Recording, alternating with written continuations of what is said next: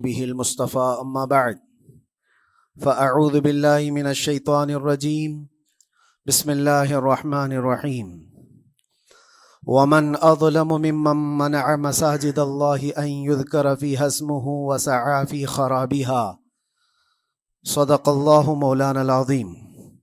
بارگاہ رسالت میں آپ صلی اللہ علیہ وسلم میں درود پاک کا ہدیہ پیش کریں۔ اللہم صلی علی سیدنا و مولانا محمد معدن الجود والکرم وآلہ واصحابہ الکرام وابنہ الکریم وبارک وسلم صلاة دائمتا سرمدا ابدا۔ اللہ عز و جل قرآن عظیم میں ارشاد فرماتا ہے، اس سے بڑا ظالم کون جو اللہ کی مسجدوں میں اللہ کا ذکر کرنے سے روکتا ہے، وہ سب سے بڑا ظالم ہے۔ ومن اظلم ممن منع مساجد اللہ، اللہ کی مسجدیں، اللہ کا گھر اس کے ذکر پاک کے لیے ہوتی ہیں، اس کی عبادت کے لیے ہوتی ہیں، اور جو اللہ تبارک و تعالیٰ کے ذکر سے اور اس کی عبادت سے روکے، اللہ قرآن میں فرماتا ہے وہ سب سے بڑا ظالم ہے۔ میرے عزیزو، تاریخ اگر دیکھتے ہیں ہم تو ہر زمانے میں معرکہ حق و باطل ہوتا رہا ہے۔ باطل طاقتیں ہمیشہ یہ چاہتی ہیں کہ اللہ کے ذکر کو روکیں، کیونکہ طاغوت شیطان جس کا ذکر قرآن میں ہے وہ ہمیشہ سے یہ چاہتا رہا ہے کہ اللہ کا ذکر کرنے والوں کو روک دیا جائے، کیونکہ اس نے اللہ تبارک و تعالیٰ سے یہ وعدہ کیا، چیلنج کیا تھا، لَأَقْعُدَنَّ لَهُمْ صِرَاطَكَ الْمُسْتَقِيمِ، اے رب میں تیرے سیدھے راستے پر بیٹھ جاؤں گا، ثُمَّ لَآتِيَنَّهُمْ مِنْ بَيْنِ أَيْدِيهِمْ وَمِنْ خَلْفِهِمْ وَعَنْ أَيْمَانِهِمْ وَشِمَائِلِهِمْ، اور میں اس سیدھے راستے پر جو بھی گزرے گا اس کو کبھی سامنے سے آ کر بہکاؤں گا، کبھی پیچھے سے آ کر بہکاؤں گا، کبھی دائیں سے کبھی بائیں سے۔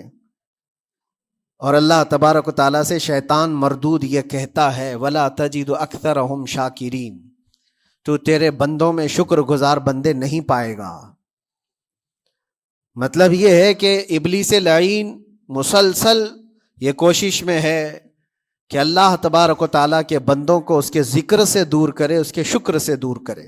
آج بھی وہ کیفیت ہم دیکھتے ہیں کہ سب سے زیادہ اللہ کے ذکر سے روکنے کے لیے جو شیطانی طاقتیں کوشش کر رہی ہیں، مگر میرے عزیزو یہ تمہارا امتحان ہے، تمہارا امتحان ایسا کہ کبھی یہ مت سمجھنا کہ تم خالی ہو، کیونکہ قرآن پاک اللہ تبارک و تعالیٰ 21ویں پارے میں فرماتا ہے، احسب الناس ان یترکوا ان یقولوا آمنا وهم لا یفتنون، کیا لوگ یہ گمان کر کے بیٹھے ہیں کہ وہ ایمان لے آئے تو ہم ان کو آزمائیں گے نہیں، یا ان کو چھوڑ دیا جائے گا؟ جو ایمان لایا ہوا بندہ ہے وہ آزمایا جائے گا۔ ایمان اگر تمہارے پاس ہے تو تمہیں امتحان سے بھی گزرنا ہی ہوگا۔ یہ ایمان کسی حلوہ پراٹھے کا نام نہیں ہے، کھا کر کے مست نیند سو جائے، پھر اسے اس دار فانی میں، اس دنیا میں امتحانات سے گزار کر کے اپنے ایمان کی کسوٹی کو دکھانا ہوگا۔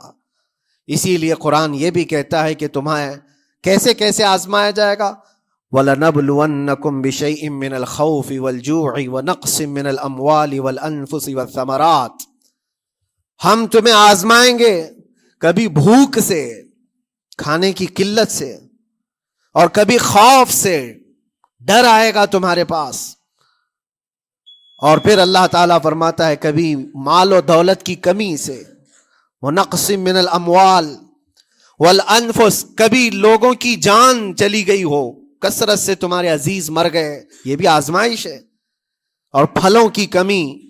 اللہ تعالیٰ فرماتا ہے یہ 5 چیزیں ہیں جو تمہاری زندگی میں آئیں گی اور تمہیں آزمایا جائے گا، اور ان کمیوں کے وقت تمہارا ایمان دیکھا جائے گا، تم کیا کہتے ہو۔ اور اللہ تعالیٰ فرماتا ہے جب کبھی تمہیں بھوک سے آزمایا جائے، خوف سے، ڈر سے آزمایا جائے، اور مال کی کمی سے آزمایا جائے، امتحان لیا جائے، تو اس وقت جو بندہ یہ کہتا ہے، اللہ فرماتا ہے انا للہ و انا الیہ راجعون، اللہ تعالیٰ فرماتا ہے ان لوگوں کو یہ بشارت ہے، ان صبر کرنے والوں کو یہ بشارت ہے کہ جب ان پر مصیبت آتی ہے تو یہ کہتے ہیں ہم اللہ ہی کے ہیں اور اللہ ہی کی طرف لوٹنے والے ہیں۔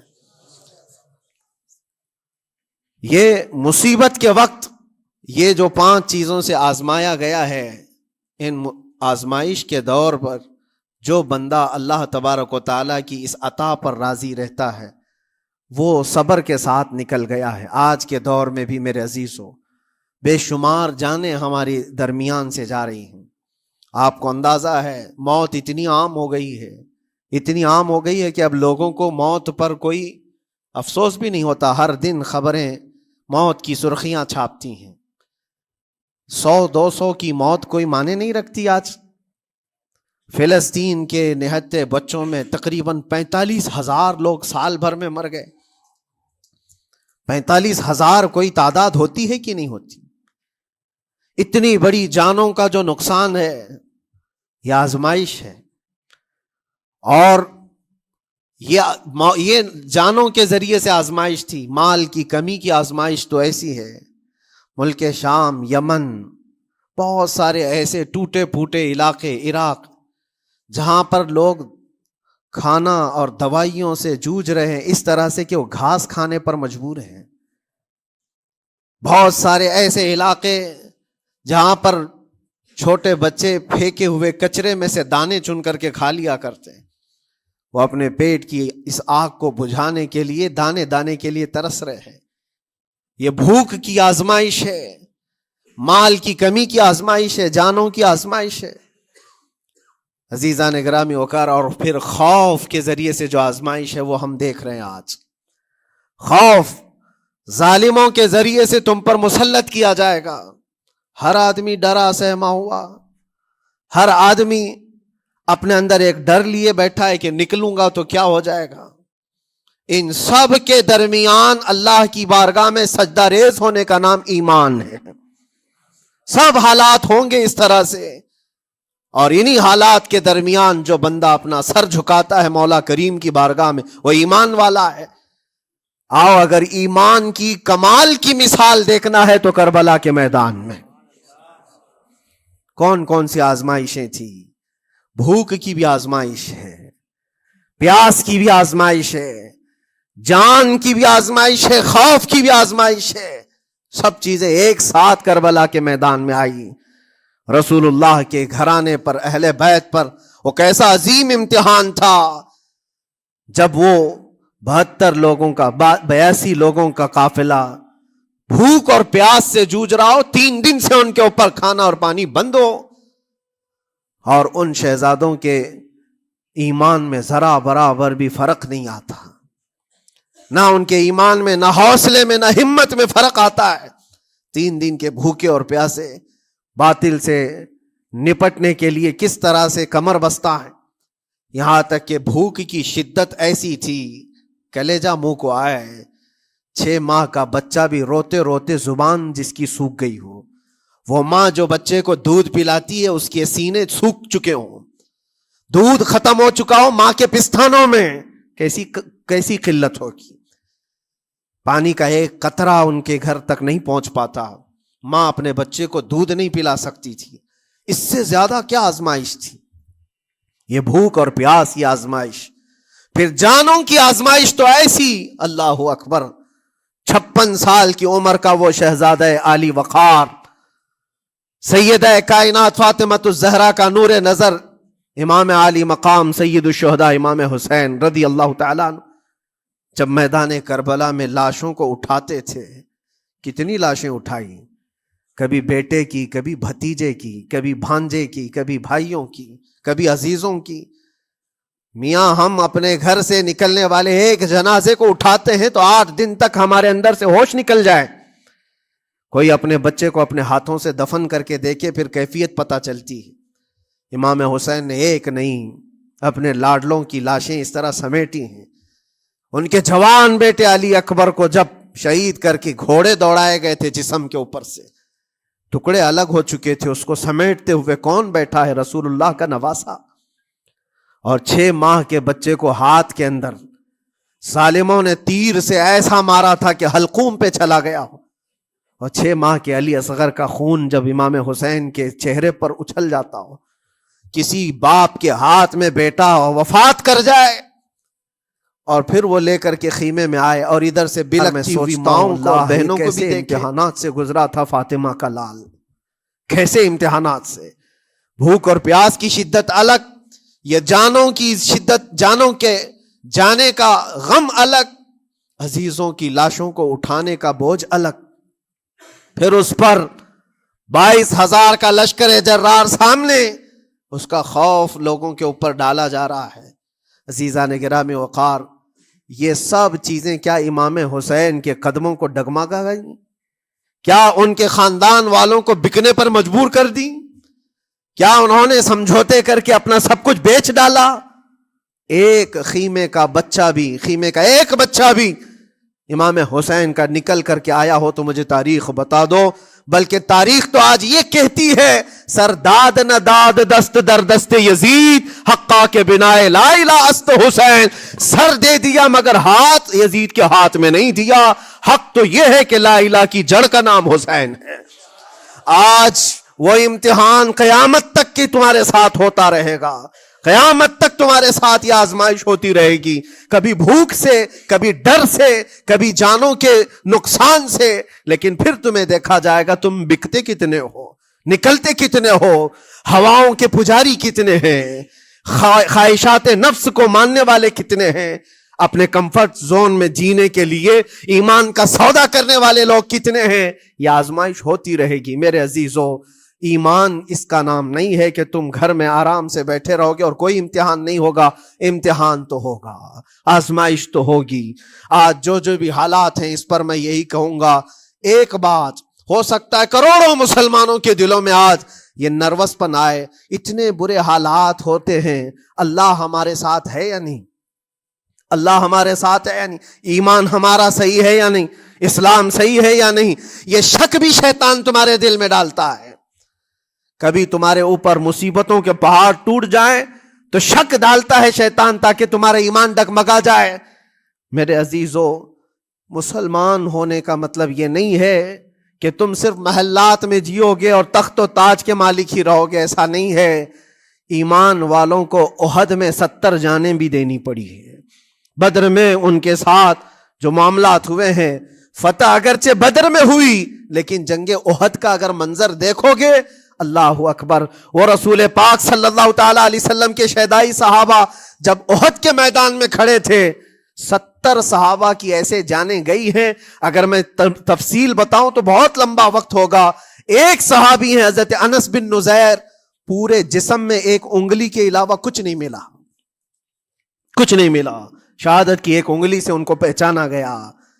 حضرت سعد بن ربیع، یہ ایسے صحابی ہیں جن کا پیٹ پورا پھاڑ دیا گیا تھا اور 12 نیزے مارے گئے تھے۔ وہ سید الشہداء امیر حمزہ بھی تو اسی احد کے میدان میں شہید ہوئے، جن کو بھالے سے مارا گیا اور چیر کر کے ان کا کلیجہ چبایا گیا تھا۔ عبداللہ بن جہش اسی میدان میں انتقال کیے ہیں، جن کے جسم کے 80 ٹکڑے کر دیے گئے تھے اور ہر ٹکڑے کا ہار بنا کر ظالموں نے پہنا تھا، ہار بنا لیا تھا جسموں کے۔ یہ سارے منظر احد کے میدان میں ہوئے، اور کون سے ایمان والے؟ وہ رسول اللہ کی اقتداء میں نماز پڑھنے والے، حضور پاک کے چہرے انور کو دیکھنے والے۔ جب ان کے ساتھ یہ آزمائشیں ہو سکتی ہیں تو ہم کون سی گاجر مولی ہیں؟ ہمارے ساتھ بھی آزمائشیں ہوں گی، جس کا جیسا ایمان ہوگا ویسا وہ امتحان بھی دے گا، اسی امتحان سے وہ گزارا جائے گا۔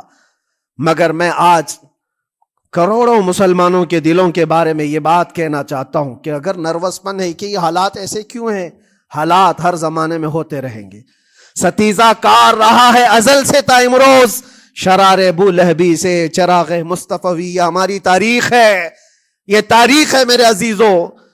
اللہ تعالیٰ قرآن میں فرماتا ہے تِلْكَ الْأَيَّامُ نُدَاوِلُهَا بَيْنَ النَّاسِ، یہ دن ہیں جو ہم لوگوں کے درمیان پلٹتے رہتے ہیں، کبھی تم بادشاہ بنو گے، کبھی فقیر بن جاؤ گے، اور آج جو تخت پر ہیں ہو سکتا ہے وہ کل ڈگر ڈگر گھوم رہے ہوں۔ آج جن کو طاقت کا نشہ ہے ہو سکتا ہے وہ بھیک مانگنے پر بھی مجبور ہو جائے۔ لیکن ایک بات یاد رکھنا، نروس پن اپنے دل میں آنے نہ پائے، ان حالات سے دیکھ کر کے گھبرا نہ جانا۔ ایمان تمہارا سچا ہے، اللہ کل بھی تمہارے ساتھ، آج بھی تمہارے ساتھ، بس تمہاری عبادت میں فرق آنے نہ پائے، تمہارے سجدوں میں کمی ہونے نہ پائے، تمہارے ایمان میں تزلزل آنے نہ پائے۔ اللہ ایک ہے تو ایک ہے، اللہ سچا ہے تو سچا ہے۔ میں نے اللہ کو نہیں دیکھا لیکن اللہ پر ایمان ضرور ہے۔ یہ یقین اور یہ عقیدہ تمہارا مضبوط رہے۔ ہاں ہمیں معلوم ہے، کچھ لوگ ہم سے پوچھتے بھی ہیں، اللہ تبارک و تعالیٰ پوری کائنات کا مالک جس نے ہر چیز پیدا کیا اور اس کی عبادت کرنے والے ہو آپ، لیکن پھر اسی اللہ رب العزت کی یہ مسجدیں کیوں ڈھائی گئی؟ کیوں مسجدوں کو ختم کیا جا رہا ہے؟ اللہ کے ذکر کو روکنے کے لیے طاقتیں پوری مسجدوں کو ڈھانے کی کیوں بات کرتی ہیں؟ پھر اللہ کچھ کیوں نہیں فرماتا؟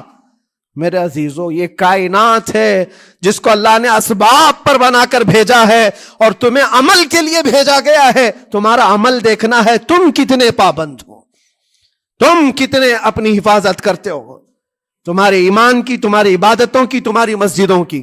تم مسجدیں خالی کر کے گھوم رہے ہو، فجر کی نماز میں اپنے گھروں پر سوئے ہو اور پھر اللہ کے گھروں کی حفاظت کی بات کر رہے ہو کہ مسجدیں ڈھائی جا رہی ہیں، مسجدوں پر آکرمن ہوتا ہے۔ یہ ساری باتیں کیوں؟ تم جب ان صفوں کو خالی کر دو گے، یہ مسجدیں چیخ چیخ کر پکارتی ہیں اللہ کی بارگاہ میں، پل بھر میں بنا لی، شب بھر میں بنا لی مسجد تو ایمان کی حرارت والوں نے۔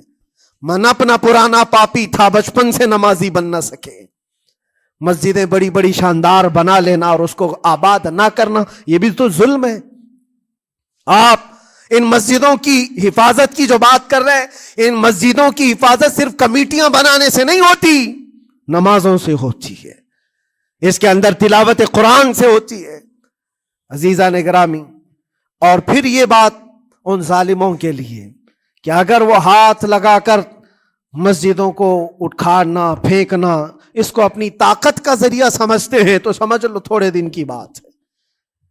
اگر اسی کا نام طاقت ہے کہ عبادت گاہوں کو مسمار کر کے طاقت کے تخت کو بٹھایا جائے، تو یاد رکھنا بڑھتے بڑھتے بڑھتے تمہارا نشہ کہیں تمہیں فرعون نہ بنا دے، اور اگر فرعون بن گئے تو انتظار کرو، اللہ تعالیٰ بڑے بڑے فرعونوں کو صرف پانی سے ہلاک کرتا ہے، بہت بڑے بڑے نمرودوں کو اللہ تعالیٰ مچھر سے ہلاک کرتا ہے۔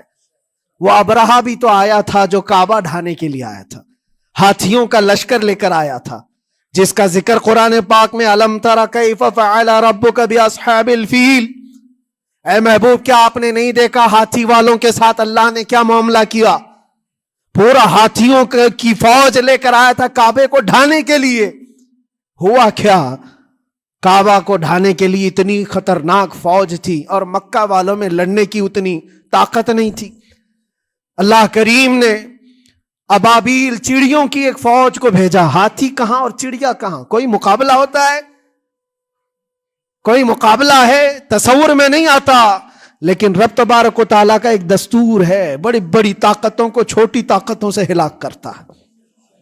چھوٹی چھوٹی سی چڑیاں ہیں، ایک ہاتھ میں تمہارے آ جائے، ایک چونچ میں اور دو پاؤں میں کنکریاں لے کر آتی تھی، اوپر سے صرف وہ کنکریاں گراتی، ہاتھیوں کے پیٹ پھٹ جاتے اور آگ لگ جاتی تھی۔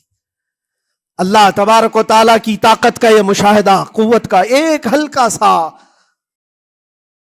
اظہار جو مکہ کی ان وادیوں میں ہوا منا، اور اللہ تعالیٰ فرماتا ہے فَجَعَلَهُمْ كَعَصْفٍ مَأْكُولٍ، اللہ نے ان کو ایسا کر دیا جیسے کھائی ہوئی مرغی ہوتی ہے، نوچ نوچ کر کے کھا کر چھوڑی ہوئی مرغی ہو۔ پوری فوج کی حالت ایسی ہو گئی تھی۔ کعبہ مکرمہ کو ڈھانے کے لیے آئے، تب اللہ تبارک و تعالی ظالموں کو کس طرح سے نیست و نابود فرمایا۔ ہمیں یقین ہے میرے عزیزوں، اللہ تبارک و تعالی وہ ابابیل بھیجنے والا مولا آج بھی زندہ اور ہمیشہ زندہ رہے گا۔ وہ حی اور قیوم ہے، ہمیشہ سے زندہ ہے اور ہمیشہ زندہ رہے گا، لیکن تمہارا امتحان ہوتا رہے گا، تمہارا امتحان ہوتا رہے گا۔ اللہ کے نبی صلی اللہ تعالی علیہ وسلم کے لیے مدد آئی ہے تو اس کا مطلب یہ نہیں ہے کہ وہ صرف بیٹھ کر کے مدینے میں دعائیں کرتے تھے، نہیں، عمل کے میدان میں اترے بھی ہیں۔ صحابہ نے بھوک اور پیاس برداشت کی ہے، کتنے کتنے دنوں تک وہ ایک کھجور پر پورا دن گزارتے تھے، پیوند لگے کپڑے۔ حضرت ابو ہریرہ فرماتے ہیں ہم تو ایک جنگ سے ایسے واپس آئے تھے کہ ہمارے پاؤں کے پورے ناخن اکھڑ گئے تھے، پاؤں کے ناخن اکھڑ گئے۔ خندق کے میدان میں خود نبی پاک صلی اللہ علیہ وسلم اپنے ہاتھوں سے خندق کھودتے رہے، اور پیٹ پر پتھر باندھنا، یہ سب مشقتیں، اسٹرگل کیا ہے۔ پھر اللہ سے یہ دعا کیا مولا تو اپنی مدد بھیج دے، تو اپنے رحم و کرم کی بارشیں برسا۔ اور ہم یہاں مست کھا پی کر کے پھر دعا کرتے ہیں مدد آ جائے۔ تم نے محنت کون سی کی، کون سی مشقت کی؟ میرے عزیزو، اگر محنت و مشقت میدان میں اتر کر کرنے کا موقع نہیں ہے تو عبادتیں تو کرو اپنی پوری، اپنی نمازیں تو کمپلیٹ کر لو اور اللہ کو راضی کرو۔ اپنے گناہوں سے اگر وہ غضبناک ہے تو توبہ کرو۔ اور جاتے جاتے یہ بات بھی میں عرض کروں گا کہ آج جن لوگوں کو ایسا لگتا ہے کہ یہ کھیل تماشا ہے، ایک بات یاد رکھنا، کسی مسجد کے ختم ہو جانے سے یا مومن کے کسی کے ہار جانے سے ایمان کبھی ہارتا نہیں ہے، ایمان ہمیشہ جیتتا ہے۔ تھوڑی دیر کی تکلیف تو مومن کو ہو سکتی ہے، لیکن اس کے ساتھ ایمان ہے تو ہمیشہ سر بلند ہے۔ اس سے بڑی کوئی کامیابی کیا ہے؟ ہم نے دیکھا ہے کربلا کی تاریخ میں جیتا کون ہے؟ دنیا کی نظر میں، اس وقت کی میڈیا کی نظر میں، اس وقت کے جو کتے ہوں گے ان کی نظر میں یزید جیتا ہوگا، لیکن قیامت تک ہر مومن کہتا ہے بادشاہ است حسین، بادشاہ است حسین۔ ایمان کی جیت ہمیشہ ہے، اگرچہ وہ ٹکڑوں میں بدل جائے، اگرچہ وہ 1000 ٹکڑوں میں ہو جائے۔ آج بھی پھریرا لہرا رہا ہے تو حسین اعظم کا لہرا رہا ہے۔ اسی لیے یاد رکھو، صرف تخت پہ چڑھ کر بیٹھنے کا نام جیت نہیں ہے۔ ابھی الیکشن بھی گزرا، کچھ لوگ نروس ہوں گے کہ ہم ہار گئے۔ اگر وہ ایمان والے ہیں، سچے ایمان والے ہیں، تو انہیں یاد رکھنا چاہیے جیت اور ہار صرف تخت حاصل کرنے کا نام نہیں ہے، دلوں پر حکومت کرنے کا نام جیت ہے۔ اور آج 800 سال گزر گئے، ہند الولی سلطان الاولیاء غریب نواز کی حکومت ہم سب پر قائم ہے۔ کس بات کی حکومت ہے یہ دلوں کی حکومت ہے۔ اور وہاں جو ہاتھ لگانے کی کوشش کر رہا ہے وہ اپنے ہاتھوں کو بچا لے، آگ تمہارا انتظار کر رہی ہے، آگ تمہارا انتظار کر رہی ہے۔ اس لیے کہ اللہ فرماتا من عادی لی ولیا فقد آذنتہ بالحرب، جس نے میرے ولی سے دشمنی کی میں اس کو اپنے ساتھ جنگ کا اعلان کرتا ہوں۔ اور اب تعالیٰ سے جنگ کرنے کے لیے تیار ہو؟ اللہ کے ولی سے مقابلہ کرنا چاہتے ہو؟ اللہ کے ولی کو چھونا چاہتے ہو؟ رب تعالیٰ فرماتا ہے جو اللہ کے ولی سے دشمنی کرتا ہے اسے میں اپنے ساتھ جنگ کا اعلان کرتا ہوں۔ ہے کسی کی ہمت و طاقت اللہ سے جنگ کرنے کی؟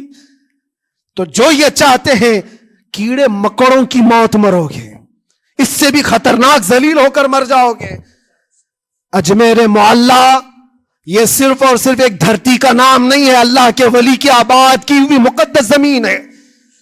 اور ہم سنیوں کی آستھا ایسے ہے، امام اہل سنت فاضل بریلوی اعلیٰ حضرت فرماتے ہیں دنیا بھر میں جہاں دعائیں قبول ہوتی ہیں ان جگہوں میں سے ایک جگہ کا نام اجمیر معلیٰ ہے، جہاں اللہ تعالیٰ دعائیں قبول فرماتا ہے۔